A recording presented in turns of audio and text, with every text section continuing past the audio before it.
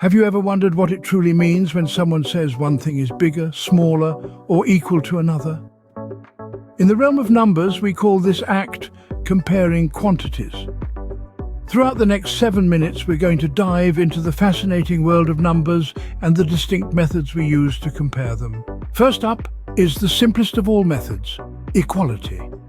Equality is the concept of two or more quantities being the exact same. To determine if two quantities are equal, all you need to do is compare them directly. If the numbers match exactly, they are equal. If they don't, they are unequal. It's as simple as that. Next, we move on to inequality. Inequality is the polar opposite of equality. When we look at two quantities and they aren't the same, we have inequality. One number could be greater or it could be smaller. To determine which is which, you compare the two quantities.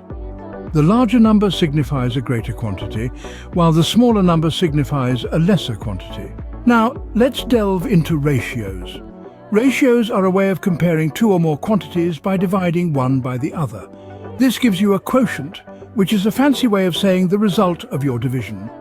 Ratios can tell you how much of one quantity exists in relation to another. For example, if you have 4 apples and 2 oranges, the ratio of apples to oranges is 2 to 1 or 2 to 1. Percentages take us another step further.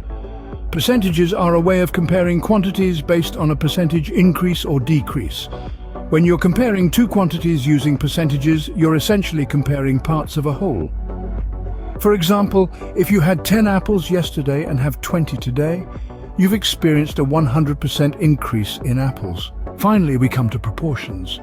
Proportions are a method of comparing how parts of a whole relate to each other. If you have a pizza that's cut into 8 slices and you eat 2, you've eaten a quarter of the pizza. That's a proportion. So, to wrap things up, when comparing quantities, you can use equality to see if they're the same, inequality to see if one is greater or smaller, ratios to see how much of one exists in relation to another, percentages to compare parts of a whole, and proportions to see how parts of a whole relate to each other. Remember, these methods aren't mutually exclusive. You can use them in combination to get a more comprehensive understanding of the quantities you're comparing, and with that, we reach the end of our journey through the world of comparing quantities. The next time you're faced with a handful of numbers, remember these methods. They might just help you make sense of it all. Thanks for tuning in, and remember, numbers are only as complicated as you make them.